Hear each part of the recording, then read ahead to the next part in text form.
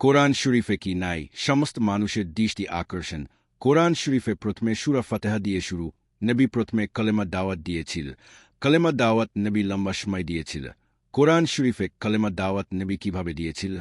সে দাওয়াতের কাজ কোরআন শরীফে প্রথমে নাই। নবী সূরা ফাতিহা দিয়ে প্রথম কাজ শুরু করে নাই। নবী প্রথমে কাজ ছিল কলেমা দাওয়াত। কোরআন শরীফে কলেমা দাওয়াতের কাজ প্রথমে নাই। নবী কলেমা দাওয়াতের কাজ করেছিল লম্বা সময়। নবী লম্বা সময় কলেমা দাওয়াতের কাজ কিভাবে করেছিল কোরআন শরীফে নাই।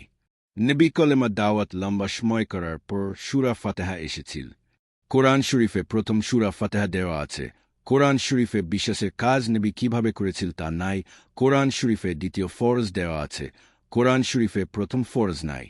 নবী প্রথমে ফরজের কাজ করেছিল লম্বা সময়। কোরআন শরীফে প্রথম ফরজের কাজ নাই।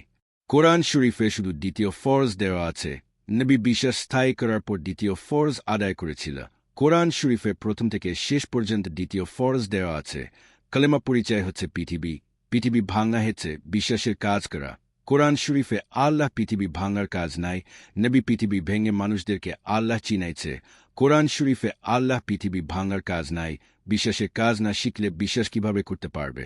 কোরআন শরীফে পৃথিবী ভাঙার কাজ নাই, তাইলে কিভাবে বিশ্বাসের কাজ করবে?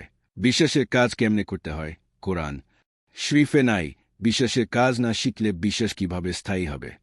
বিশ্বাসের কাজ কোরআন শরীফে নাই। আল্লাহর পক্ষ হইতে বই আসা, সে বইয়ের নাম আল্লাহর পরিচয়ের বই। আল্লাহর পরিচয়ের বইয়ের মধ্যে সব আছে। আল্লাহর পরিচয়ের বই এই জামানার বই। শেষ বই আল্লাহর পরিচয়ের বই সমস্ত মানুষের বাঁচার পথ, সমস্ত মানুষের আলো আল্লাহর পরিচয়ের বই, সমস্ত মানুষের বুঝ আল্লাহর পরিচয়ের বই।